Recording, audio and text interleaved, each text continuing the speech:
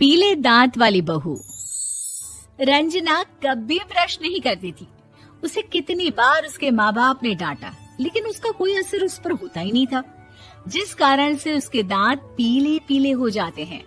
शादी के बाद।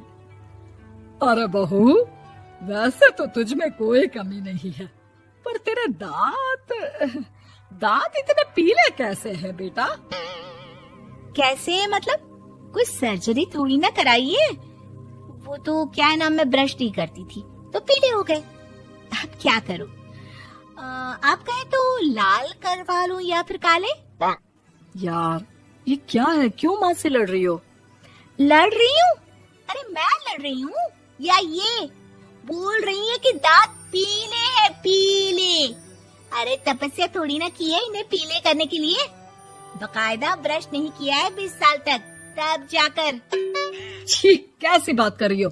ये उस वक्त तो पीले नहीं थे जब हम लोग तुम्हें देखने आए थे। अरे तब साफ करवा लिया होगा डेंटिस्ट के पास जाकर। अब देखो कैसे पीले पीले लग रहे हैं। रंजना सास की तरफ गुस्से से देखती है। फिर शुरू हो गई पीले पीले पीले। अरे पीले तो तब भी थे जब मेरे हाथ का रसगुल्ला उड़ा उड़ा कर खा रही थी और बोल रही थी, लड़की नहीं गुणों का खजाना दे रहे भाई साहब आप। खैर, अब वो लोग करते भी तो क्या करते, पीले दांत वाली बहू पल्ले पड़ी थी तो झेलना तो था ही। एक दिन कीर्तन में रंजना गाना गा रही थी। अरे कमला बहन, माँ का द्वार है, यहाँ तो सब शुद्ध होकर आते हैं, फिर अपनी बहू को ब्रश भी नहीं करवाती तुम। दूर से पीले पीले दांत भक्ति में बाधा उत्पन्न कर रहे हैं। अरे कोई 2 साल की बच्ची थोड़ी ना लेकर आई हूँ मैं बहू बनाकर। अच्छी खासी लड़की है, अरे कैसे करवाऊं ब्रश? ये तो उसे खुद करना चाहिए ना। अब माँ बाप तो इसके जैसे तैसे निपटा दिए, ये नहीं सोचा कि सास कैसे संभालेगी। सास बहू को लेकर घर आ जाती है, लेकिन सोच लेती है कि अब इसे लेकर कहीं नहीं जाएगी। अगले रोज बहू कहती है, अरे क्या हो गया, मंदिर नहीं जाना क्या? कीर्तन का वक्त हो रहा है। मेरी मधुर वाणी से कान्हा जी जागते हैं और सोते हैं। आप तो जानती है ना उनकी भक्ति में कितना मन लगता है मेरा। वो क्या है ना, तबीयत ठीक नहीं लग रही है मेरी, आराम करूंगी मैं। तबीयत ठीक नहीं लग रही? अभी तो मिथुन के गाने पर नाच रही थी आप, और अब बोल रही है कि तबीयत ठीक नहीं लग रही। अरे भक्ति में मन लगा लो सासू माँ, ऊपर जाना है, क्या मुंह दिखाओगी आप? हाँ? सास को बहू की बात पर गुस्सा आ जाता है। मैं क्या मुंह दिखाऊंगी, इसकी चिंता तो ना कर, समझी? अपने मुंह की चिंता कर, जो ये पीले पीले दांत लेकर हर जगह पहुंच जाती है। पता है लोग कितना मजाक बनाते हैं। ना जी ना, मैं नहीं जाना कहीं तेरे साथ। तो ये बात है, कोई ना, मत जाओ, मैं अपने कमरे में ही बैठकर भक्ति कर लूंगी। ऊपर वाला दांत थोड़ी ना देखता है, मन देखता है, भावना देखता है। और अरे बस बस, तू सब कुछ दिखा, बस ये सफेद चमकदार दांत ना दिखाना किसी को, है? जा यहाँ से। बहू को सास की बात का कोई फर्क नहीं पड़ता, वो तो जैसी थी वैसी ही रह जाती है। सुबह नहाकर किचन में खाना बनाना, फिर खाना खाना, कीर्तन भजन करना और सो जाना। एक दिन, माँ जी मैं सहेली के घर जा रही हूँ, शाम को लेट आऊंगी। हाँ हाँ तो जाना, मैंने कौन सा तेरी आरती करनी है घर पर बैठकर। रंजना सहेली के घर जाती है, जहाँ वो पार्टी में जाने की तैयारी कर रही होती है। अरे शिखा, कहाँ जाने की तैयारी कर रही है? मैं गलत वक्त पर आ गई क्या? अरे नहीं यार, उल्टा सही वक्त पर आ गया। मैंने ये साड़ी और ज्वेलरी निकाली है यार, शाम को इनके ऑफिस की एक पार्टी में जाना है। बताना कैसा लग रहा है ये सब? नहीं यार, इस ड्रेस के साथ तो वो वाली ज्वेलरी अच्छी लगेगी। हाँ हाँ सही बोल रही है, मैंने ध्यान ही नहीं दिया।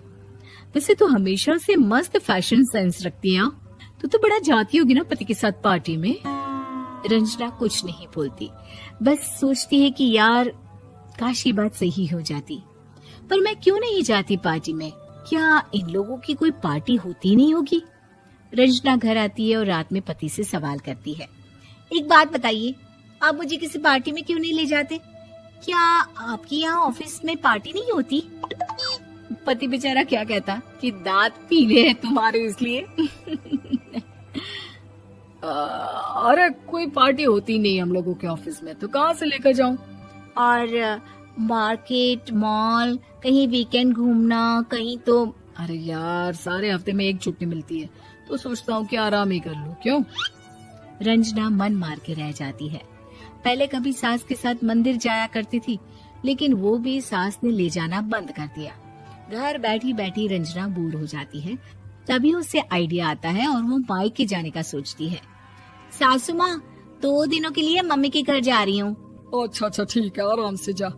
और हाँ, माँ से कुछ अच्छी आदत सीख कर आना कि कैसे शरीर के हर भाग की तरह दांतों की सफाई भी जरूरी होती है, समझी? शुरू हो गई ना आप। वो लोग आपकी तरह नहीं है कि छोटी छोटी बात का बतंगड़ बना दे। उन लोगों के लिए मैं मायने रखती हूँ, ना कि मेरे पीले पीले दांत। रंजना माँ को बिना बताए उन लोगों को सरप्राइज देती है, लेकिन जैसे ही वो दरवाजे पर पहुंचती है, अंदर देखती है कि घर वाले कहीं जा रहे होते हैं। अब माँ, काश रंजना दीदी के दांतों वाली प्रॉब्लम नहीं होती, तो वो भी हम लोगों के साथ चलती ना बुआ जी की बेटी की शादी में। हाँ बेटा, लेकिन अब उसे कौन समझाए कि उसको उसके पीले दांत नहीं दिखते, लेकिन उसके आसपास के लोगों को कितना एम्बैरेसिंग फील कराते हैं। मुझे तो कितनी बार उसके स्कूल की टीचर ने शिकायत की कि उसके साथ कोई लड़की बैठना भी नहीं चाहती, और ना ही कॉलेज में कोई उससे बात करना चाहता था। लेकिन पता नहीं क्यों उसे ये बात समझ में ही नहीं आती। कोई कमी नहीं है उस लड़की में, बस यही कि दांत पीले हैं। वो तो भला हो जीजा जी और उनकी माँ का, जो दीदी को जैसी है वैसे ही रखा हुआ है। रंजना को अपने घर वालों की बात सुनकर बहुत दुख होता है। वो सोचती है कि वो क्या करे, लेकिन फिर वो सीधा डेंटिस्ट के पास जाती है, अपने दांत चमकाती है और कसम खाती है कि वो रोज ब्रश करेगी। अरे क्या हो गया? तुम तो 2 दिनों के लिए गई थी ना, पर कोई ना, अच्छा है, चलो आ गई तो। रंजना सास के सामने आकर खड़ी हो जाती है और पूरी स्माइल करती है, उसके चमकदार दांतों को दिखाती हुई। हैं? चले मंदिर? माँ, मुझे माफ कर दीजिए, मैंने आप लोगों को बहुत एम्बैरेसिंग फील करवाया। मैं आज से रोज ब्रश करूंगी।